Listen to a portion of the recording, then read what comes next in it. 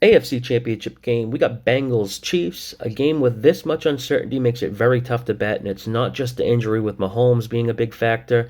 I think people are forgetting the offensive line issues for the Bengals.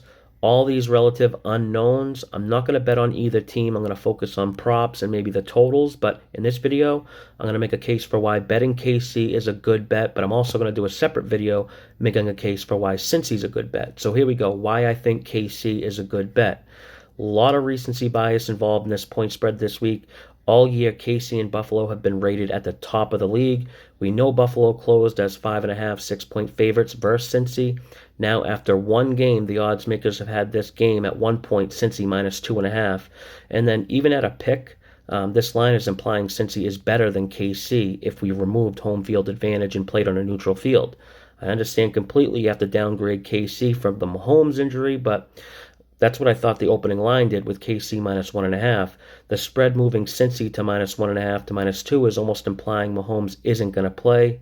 We know he's going to play, and let's say we know for a fact his scrambling and mobility is just going to be non-existent. It's a very big part of his game, but he's dealt with this injury before, so we know what we're going to get from him. He finished last game and was still effective. He can play more out of the shotgun and sit in the pocket. Andy Reid will tailor the game plan around his ability. We did see this line correct itself when Cincy got to 2.5, a very popular betting group that has market influence bet KC. That's when we saw this line come back down to Cincy minus 1 and eventually to a pick, and now KC is back to where it opened up. But back to the recency bias, which is magnified in the playoffs with so much attention on these games. It seems like the Bengals' banged up offensive line is just all forgotten because the Bills' D-line couldn't exploit that enough to impact the game. But KC's got a much better pass rush than the Bills, especially since the Bills lost Von Miller. Since he's still without those three starters on the offensive line, plus people forget, since he was a Taylor Huntley goal line touchdown away from being bounced in the wild card round of the playoffs. But because of what we just saw Cincy do last week as 6-point underdogs, playing maybe the best game any team's played all year, we're seeing Cincy overvalued here. Teams are never as good as their best game and are never as bad as their worst game.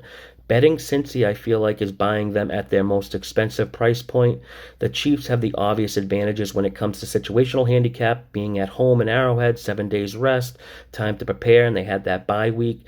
This is why KC is a good bet. Be sure to check out my video on why Cincy's a good bet. I'm straddling the fence here, I know, but good luck this weekend with whoever you're betting.